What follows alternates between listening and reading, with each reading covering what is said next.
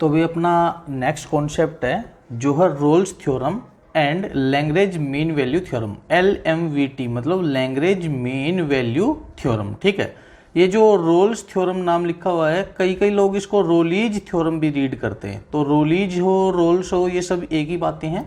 ठीक है, तो देखो इनको कैसे समझना, दोनों को एक साथ समझते हैं। मैं एक दो बातें लिखता हूं। जैसे हम कोई फंक्शन कंसीडर कर लेते हैं fx। ठीक है, कोई फंक्शन है अपने पास fx भाई, और फंक्शन जो है ये जो fx है इज कंटिन्यूस। ये फंक्शन जो है कंटिन्यूस है, कहां से कहां, a से लेके b। a और b कोई दो वैल्यू हैं। ठीक है, ये x की जगह रखें हम a और b को, तो a से लेके b तक के ये जो क्लोज इंटरवल है ना, इसमें हम बोलेंगे कि फंक्शन अपना कंटिन्यूस है। हम बोलेंगे नहीं, मतलब एक कंडीशन है। ठीक है, कि फंक्शन होना चाहिए कंटिन्यूस। दूसरी कंडीशन है इसमें कि फंक्शन जो है ना अपना, वही वाला function is derivable in open interval A B. ठीक है, देखो ये क्लोज इंटरवल है, ये ओपन इंटरवल है। क्लोज और ओपन का मतलब आप लोग समझते ही होंगे भाई। क्लोज का मतलब है ए और बी को कंसीडर करना, जबकि ओपन का मतलब ए और बी को कंसीडर नहीं करना होता। इसके लिए मैं एक एग्जांपल देके बता दूं आप लोगों को। ये एग्जांपल उठाते हैं हम।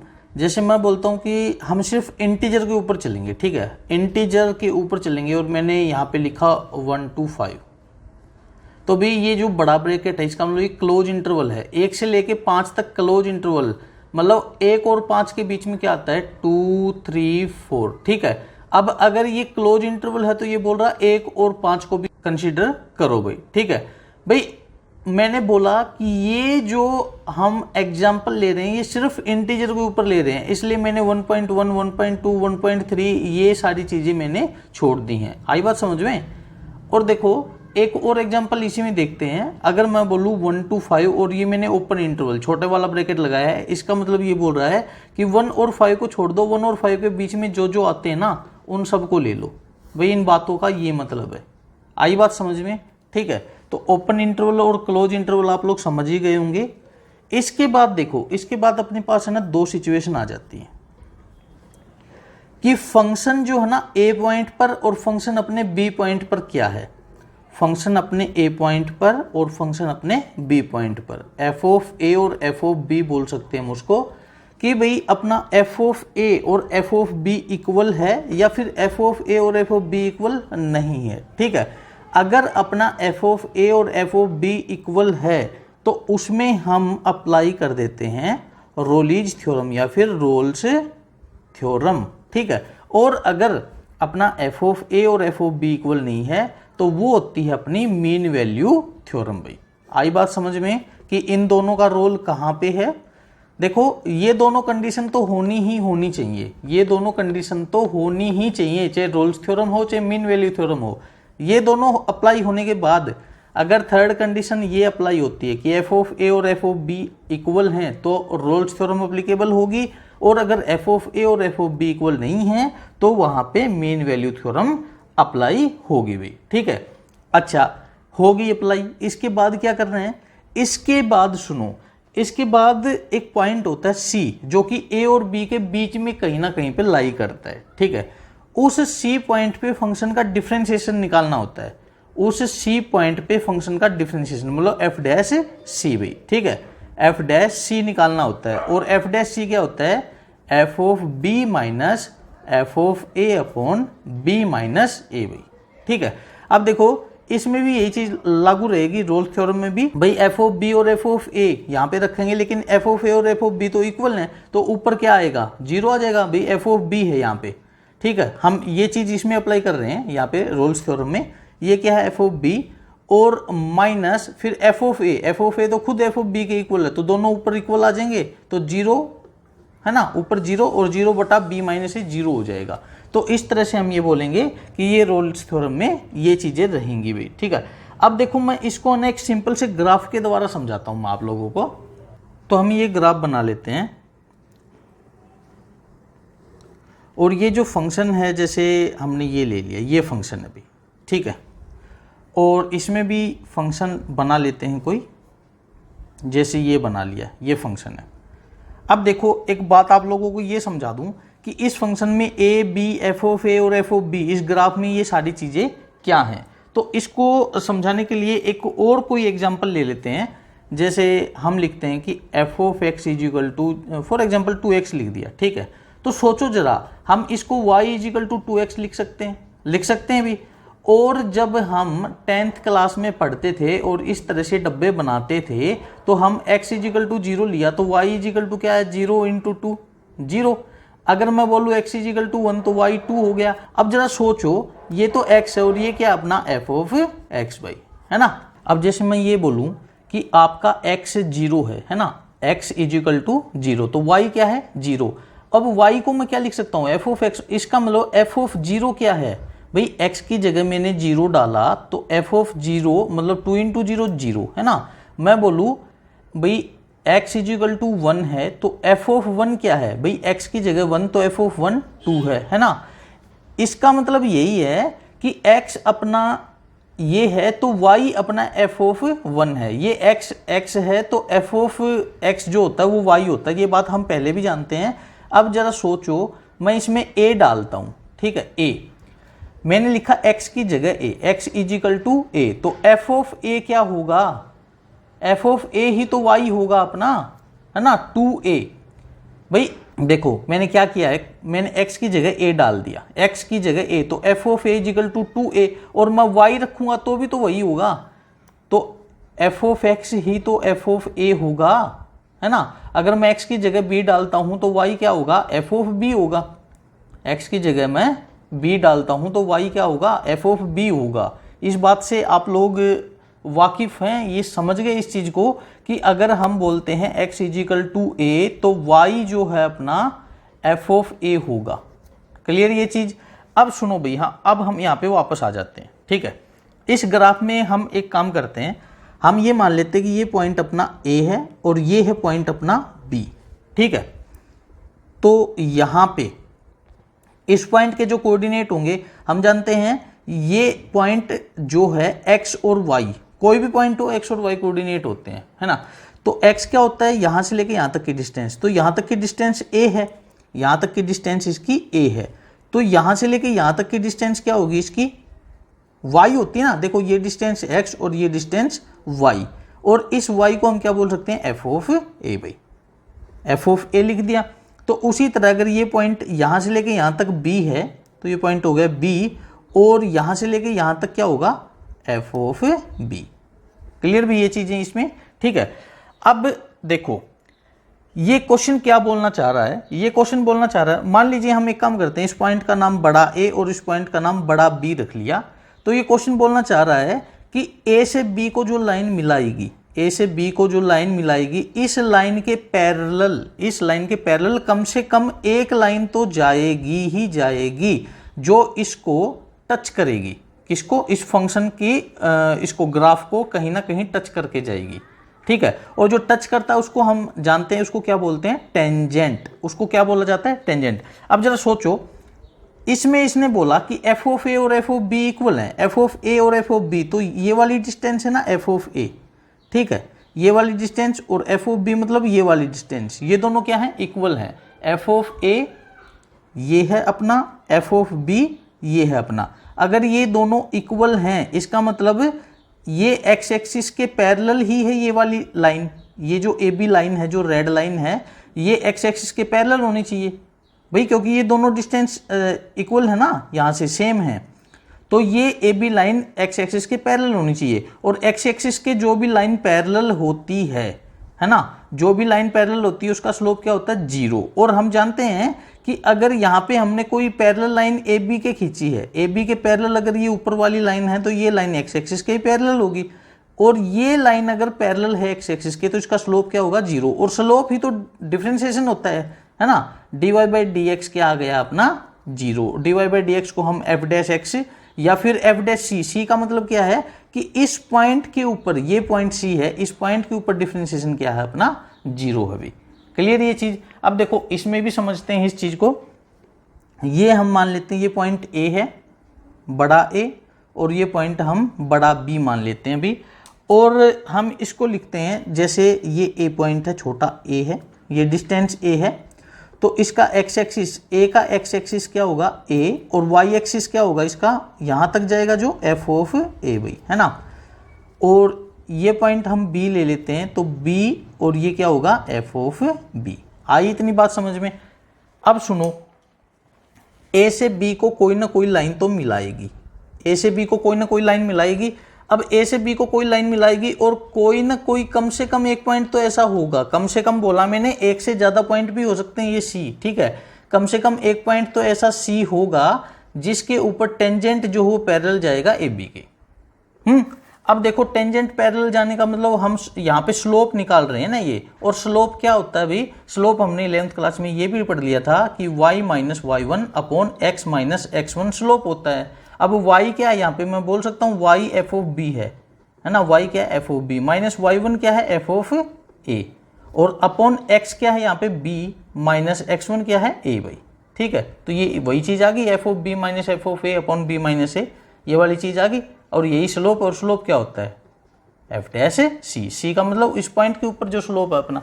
क्लियर भी, तो ये चीजें बताना चाह रहा है ये, कुछ नहीं, आपको मैं एक बार फिर से रिपीट करके बता रहा हूं। आपको इन ग्राफ की तरफ ध्यान नहीं देना, ग्राफ जस्ट ऐसे समझाने के लिए बता दिया मैंने। आपको क्या देखना है कि फंक्शन जो हो वो कंटिन्यूस है, पहली कंडीशन। दूसरी कंडीशन क्या फंक्शन डिफरेंशिएबल है, दो कंडीशन होगी। अगर वो रोल्स थ्योरम बोलता तो तीसरी कंडीशन आपको ये देखनी होगी कि एफ ऑफ ए और एफ ऑफ बी इक्वल है या नहीं है। आई भी बात समझ में, ठीक है। मेन वैल्यू थ्योरम बोल रहा है तो आपको तीसरी कंडीशन नहीं देखनी है, आपको सिर्फ ये दो कंडीशन देखनी है भी। क्लियर। उसके बाद अगर रोल्स थ्योरम बोलता है तो तीनों कंडीशन सेटिस्फाई होने के बाद रोल्स थ्योरम में क्या करना है, आपको फंक्शन का डिफरेंशिएशन निकालना है, एक्स की जगह सी रखना है और उसको रख देना जीरो के इक्वल, और यहां से आपको फाइंड करना है पॉइंट सी भाई, ठीक है। वही चीज इसमें अप्लाई करनी है मेन वैल्यू थ्योरम में कि भाई पहली दो कंडीशन अप्लाई होगी, कंटिन्यूस और डिफरेंशिएबल हो गया फंक्शन। उसके बाद आपको क्या करना है कि एफ डैश सी मतलब फंक्शन का डिफरेंशिएशन निकालना है, उसमें सी रखना है एक्स की जगह, और F of B minus F of A upon B minus A, ये इसके इक्वल रख देना यहाँ पे। फिर आपको सी की वैल्यू फाइंड आउट करके दिखानी है। तो इस तरह से ये रोल्स थ्योरम और मीन वैल्यू थ्योरम चलेंगे भी। इसके बाद हम देखते हैं कि कंटिन्यूटी को कैसे चेक किया जाए, हाउ टू चेक कंटिन्यूटी, कि कोई भी फंक्शन कंटिन्यूस है या नहीं है उसको डायरेक्टली हम कैसे देखेंगे, ठीक है। तो देखो यहाँ पे सबसे पहले तो मैं आपको ये बता दूं कि वो फंक्शन है ना फाइनाइट होना चाहिए भाई, इनफाइनाइट नहीं होना चाहिए। मतलब मैं ये बोलूँ कि कुछ भी बटा जीरो उस फंक्शन में नहीं आना चाहिए, अगर आ गया तो फंक्शन कंटिन्यूस नहीं है। क्लियर। दूसरी कंडीशन क्या है कि भाई फंक्शन जो है ना वो इमेजनरी मतलब अंडर रूट में नेगेटिव नहीं आना चाहिए, आ गया तो भी वो कंटिन्यूस नहीं है, ठीक है। तीसरा क्या है कि भाई अगर अपनी लेफ्ट हैंड लिमिट, अपना फंक्शन और अपनी राइट हैंड लिमिट कहीं भी इन तीनों में से कोई भी एक अनइक्वल हो गया, कोई भी एक अनइक्वल हो जाए, या तो ये एफ ऑफ ए अनइक्वल हो जाए, ठीक है, या ये अनइक्वल हो जाए, कोई भी एक अनइक्वल हो गया तो हम क्या बोलेंगे, ये फंक्शन भी कंटिन्यूस नहीं है। तो देखो ये तीन कंडीशन तो हमने जानी कि फंक्शन कब कंटिन्यूस नहीं है, ठीक है। अब हम ये देखते हैं कि फंक्शन कब कंटिन्यूस होगा, ठीक है। फंक्शन कब कंटिन्यूस होगा, तो देखो एक तो सीधी सी बात कि अगर फंक्शन पोलिनोमियल है, अगर अपने पास पोलिनोमियल फंक्शन है तो वो हर पॉइंट के ऊपर कंटिन्यूस होगा। ये बात मैंने आप लोगों को पहले भी बताई थी जब कंटिन्यूटी का चैप्टर हम कर रहे थे कि कोई भी फंक्शन अगर पोलिनोमियल है तो वो कंटिन्यूस होगा, ठीक है। इसके अलावा अपना साइन फंक्शन, कोस फंक्शन, लॉगरिथम, एक्सपोनेंशियल, ये सारे भी क्या है अपने कंटिन्यूस फंक्शन हैं।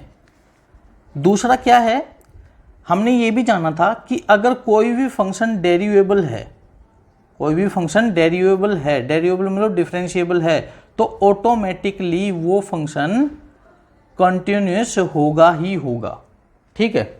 ऑटोमेटिकली वो फंक्शन कंटिन्यूस होगा ही होगा भाई। क्लियर ये चीज। अच्छा उसके बाद एक बार ये तो जान ले कि ये कैसे पता करेंगे फंक्शन डेरिवेबल है या नहीं है।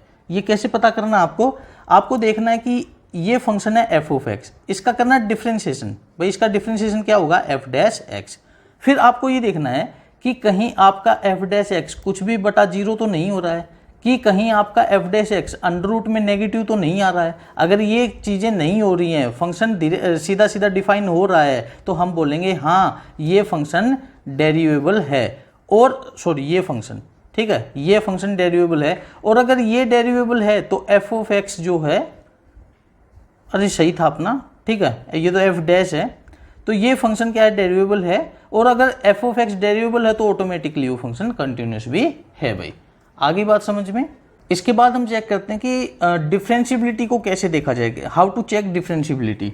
तो डिफरेंशियबिलिटी का एक तो तरीका मैंने ये बताया भाई, ठीक है, कैसे कि अगर हम फंक्शन का करते हैं डिफरेंशिएशन, और डिफरेंशिएशन के बाद अगर वो फंक्शन डिफाइन हो रहा है सीधे सीधे, मतलब अगर कुछ भी बटा जीरो नहीं आ रहा है और अंडर रूट में नेगेटिव नहीं आ रहा है, तो हम बोलेंगे हाँ फंक्शन जो है डिफरेंशिएबल है। दूसरा क्या है, अगर कोई भी फंक्शन पॉलिनोमियल है, अगर कोई भी फंक्शन पॉलिनोमियल है तो ऑटोमेटिकली वो डिफरेंशिएबल है भाई। आगे ये बात समझ में। इन सभी कंडीशंस का ध्यान रखेंगे और इन कंडीशंस का ध्यान रखते हुए हम क्या है अपने सभी क्वेश्चंस को सोल्व करेंगे भाई। चले आगे। तो अपने सामने फर्स्ट क्वेश्चन है भाई अपना रोल्स थ्योरम का।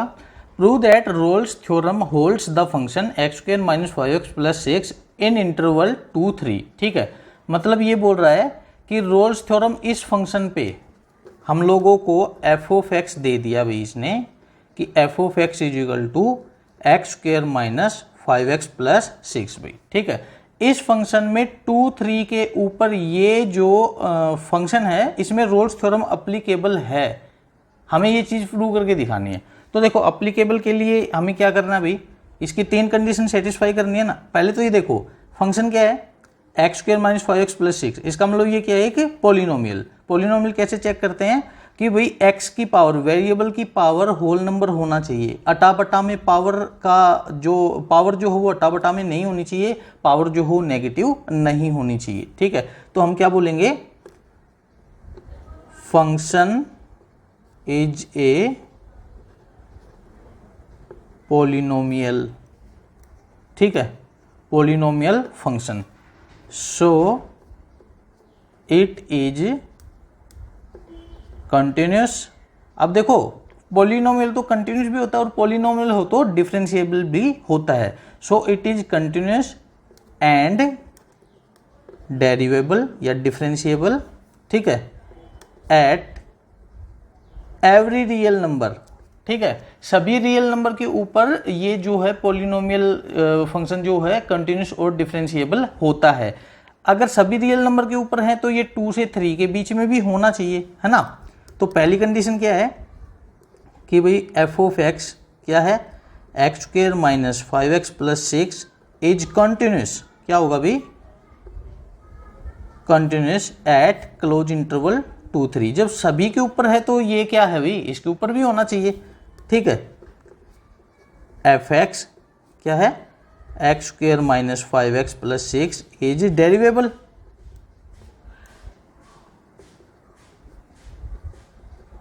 Eight open interval 2, 3। यही तो कंडीशन थी ना कि ए बी क्लोज इंटरवल में कंटिन्यूस और ए बी ओपन इंटरवल में डेरिवेबल होना चाहिए। अब जब ये तो कंटिन्यूस और डेरिवेबल हर एक रियल नंबर के ऊपर है तो इनमें तो ऑटोमेटिकली हो जाएंगे।